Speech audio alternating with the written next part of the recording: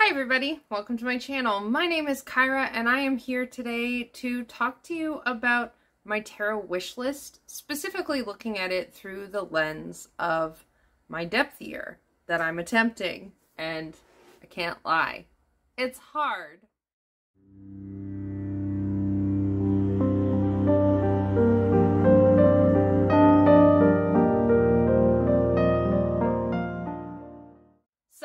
First things first, the depth year video, boop, up above. In the cards, I linked the whole playlist, which does have my super old 2020 depth year videos, which might be kind of cringy, but I don't know, I haven't watched them. Anyway, what you need to know for this video is I tried twice. I had this idea that I really wanted to do a tarot wish list, like my deck wish list declutter video for the depth year video series, and I don't know what this dancing light is here going on. And I filmed it twice, and there were tech issues twice, and I reduced my wish list. I decluttered my wish list twice because of the tech issues. And so when I saw that the tech issues were being consistent and happening again, I just let that idea die. I just let it go away. Maybe one day I'll try it again, but today is not that day. So what I am here to do though is look at one specific deck on my wish list and determine if I should have it on my wish list. And that deck is the Forhaxa Tarot. And what has happened is that I've realized there's many parts to this. And one of the parts is that I realized what I really need with my decks is I need them to have a job. I need them to have a place. I need them to have something to do. For example, my Heavenly Bodies astrology deck, I use that specifically for astrology readings all the time. My Witch's Wisdom tarot, I use that for my Wheel of the Year readings. And even though those readings don't happen as frequently as astrology-based readings, I know when I use it, and so I love it. It has a place in my collection. And I'm really working on the whole purpose of my depth year is cultivating the discernment. What is going on with this dancing light? Can you see it? I think it's because of this window, but my goodness. The idea is really cultivating this discernment. So that way I'm not just bringing in new things. It's cultivating my life. Cultivation is the key. Maybe that's a second word of the year for me. Cultivate. I like it. I'm not getting rid of surrender. Surrender's just there.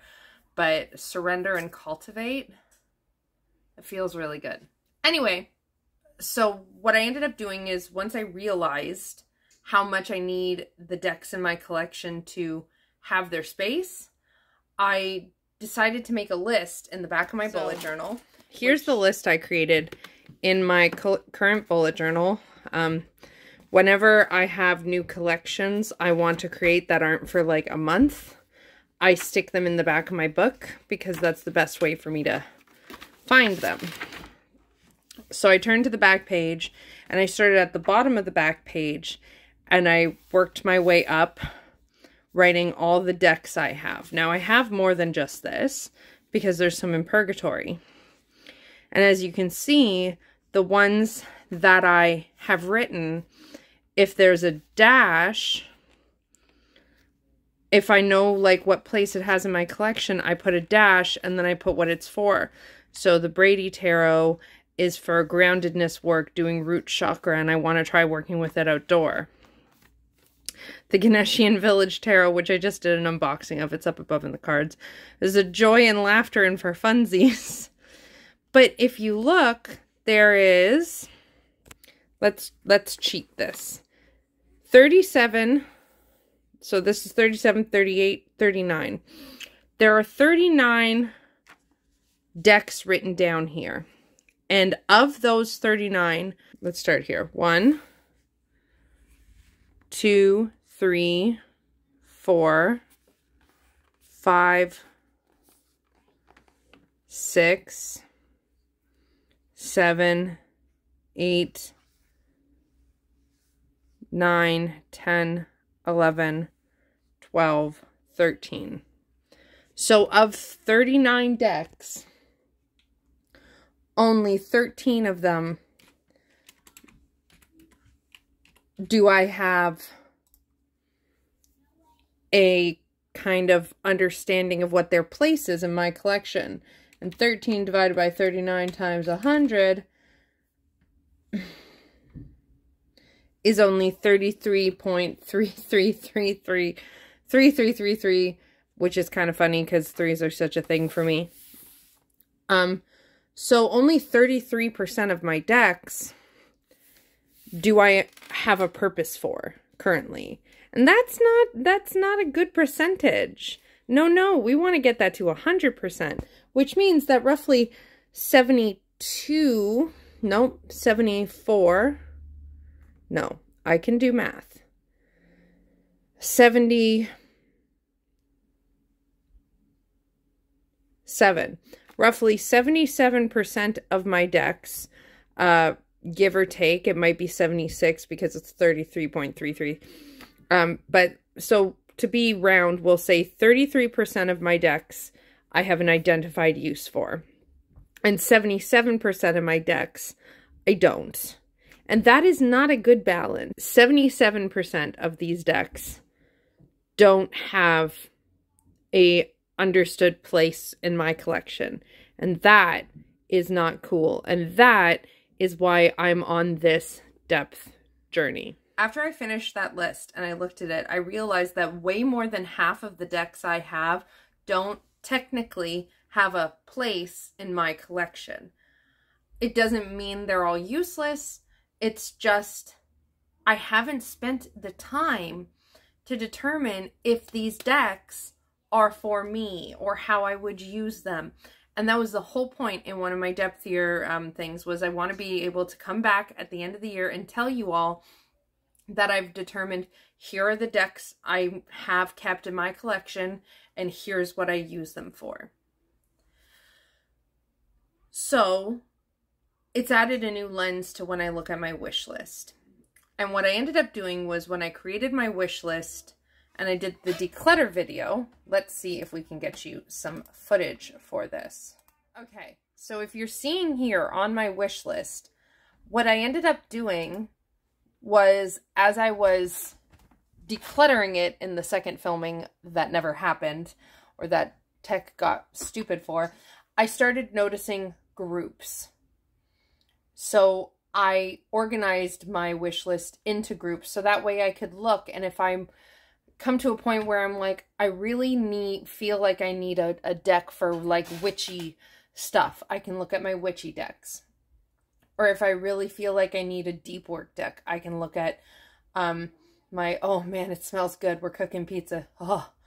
I can look at my deep work decks. If I need an earthy deck, I can look at those, right? And so on and so forth. And I've added a couple since that are just kind of random. Or if I'm like, I really want a moon deck, but I don't think I would use 2 moon decks, I can pick which one feels more relevant and hopefully reduce some of the needless spending and bringing things in that I don't end up using, that I don't end up having a place for, a space for. So what we're talking about today is this, the Forhaxa Tarot. Now, I wanted this deck as soon as I saw it.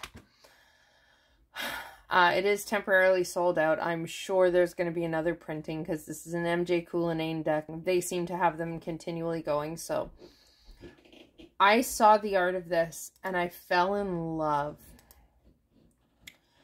And at the time I had also just gotten the Crow Tarot by MJ Cullinane, which I love.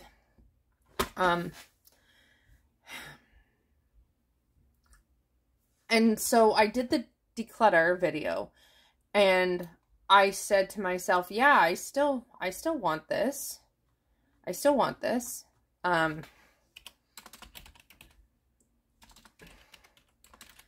And then I started to become a bit unsure.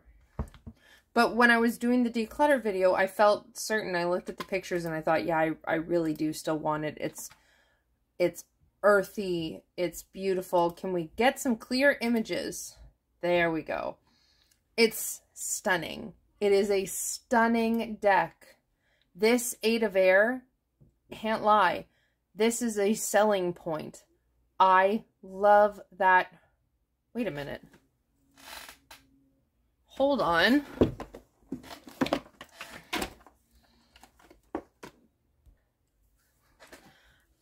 I was saying that 8 of Air is a huge selling point. Except I just realized something. I love the image of being bound by the spiders.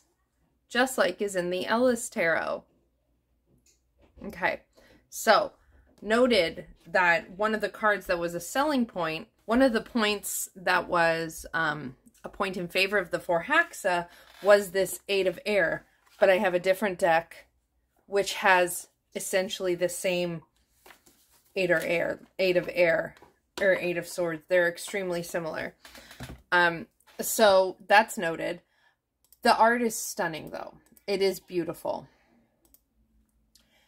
Here's the things that make me wonder if I should get this deck or if I should remove it from my wish list. Number 1 is what we just discovered. One of my favorite cards that I've seen from the Forhaxa Tarot is essentially identical to one of my favorite cards in the Ellis Tarot. Let me get it again. It's quite literally almost exactly the same. Like, so I shouldn't really be counting that.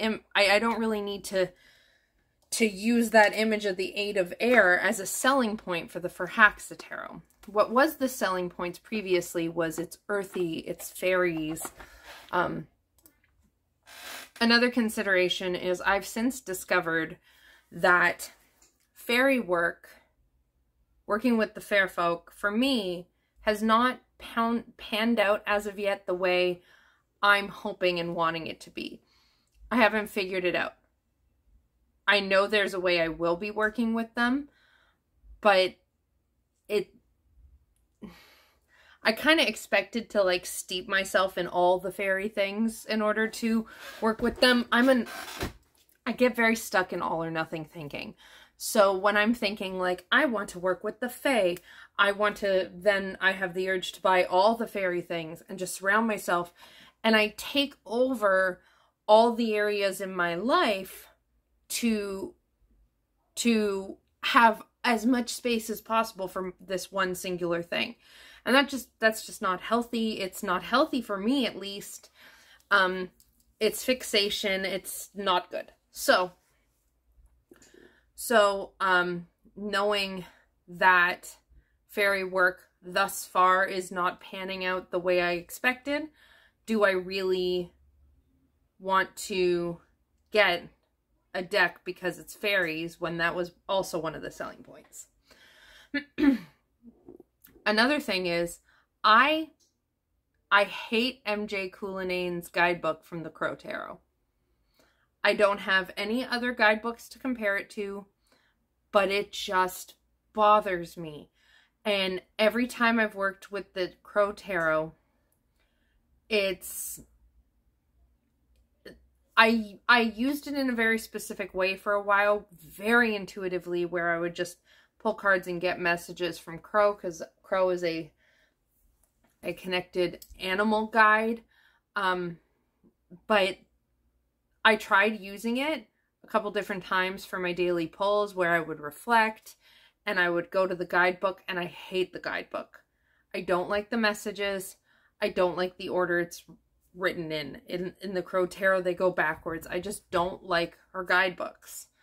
And in fact, I have I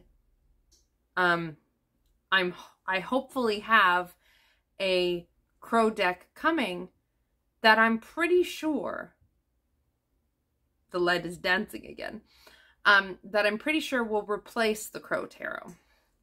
And I'm not a very big collage art kind of person. So I'm like, I'm just not sure. And the more I think about it and the more I talk about it, the more I'm like, should I really bother keeping the Forhaxa Tarot on my wish list? And then we come to the biggest question mark. You might recognize this from my deck collection. I'll link that playlist up above in the cards. This is my Tarot of the She. So all of a sudden it sat to me. These are the backs. It is glossy. I'll do my best. I trimmed it and edged it in purple to match the little bit of the borders. The little bit of the borders right there. I fucking love the color purple on the side of it. It makes me so happy. It feels like getting the Forhaxa Tarot would create for myself a this or that situation. Do I want the Forhaxa Tarot, or would I want to keep the Tarot of the She? And This or That is a series by Lisa Papez. I'll link the playlist of it up above in the cards if I can. And so when it occurred to me that I feel like if I got the Forhaxa Tarot, it would directly compete with this, I think right now that's a deal breaker. Because I'm extremely attached to this deck. I love it. I've had some really profound work with it. In fact, every single time I reach for it, it's profound. It has changed the way I see the tower. It changed the way I see... Whoops, the box, something fell. Hold on. It changed the way I see the Ten of Wands. That one was a huge shakeup and really needed. This has changed so much of my view, and this is the way fairy energy feels to me. I truly don't know if there's any other fairy deck out there, a tarot deck at least, that could compete with this. And the kicker is, though, I don't use this one. This is one of the decks that on that list, I didn't have anything I could write beside it to say, here's what I use the Tarot of the She for. Here's when I reach for the Tarot of the She. I don't need to reach for each deck all the time, but I need to know what things would I reach for the Tarot of the She. Now, I did use this in my tarot tag video that I created, 12 decks for 12 houses, which is up above in the cards, for 8th house work of if I was doing work with grief. And I love that idea, but that's not actually something I've done. That's a theory. So what it really boils down to is, why would it be smart, or this Queen of Cups, this is the Queen of Cups, is phenomenal. Would it be smart or right or kind to my beautiful Tarot of the She to get another deck that would challenge it before I've even given it a chance to determine what its place is? And I think the answer to that is no. No, I don't think that would be fair. And even though I haven't fully found its place, this is a deck that I keep coming back to, and I keep saying, I need to find its place. And I keep trying. So, the oven! And this Temperance card. Look at this. So, just from the fact alone that I have this deck, which I love and which I am actively committed to finding a place to use it in my work with tarot. It just doesn't make any sense to me to get the Forhaxa Tarot or to even have it on my wish list. Like, I wasn't about to buy it. I just was thinking that I need to remove it from my wish list, and I wanted to come on and share this thought process with you because I think it's good to see more critical thinking conversations around our tarot purchases here in YouTube land. I love those conversations and videos about them, so I want to make them because I enjoy them, and I need that energy. I need that discernment that I don't tend to use. So for today, I'm going to remove the Forhaxa Tarot from my wish list, and I am not going to revisit it until, at the very least, I have found a way that I use this. If I found a way that I use this, and then I determine at some point that I want to use fairy energy in a different way, maybe. But for now, I don't need the Forhaxa Tarot. I don't even need to consider it. I've got my Tarot of the She. And with that, I gotta let you go. If you enjoyed this video, please don't forget to give it a thumbs up to let me know you like it. And subscribe if you haven't already. Leave a comment, all that fun stuff. But I gotta go before my oven beeps again. And the last thing, in the description box, you can find my Patreon. You can find my link for booking a reading with me. All this fun stuff. I'll see you again soon. Lots of love. Bye.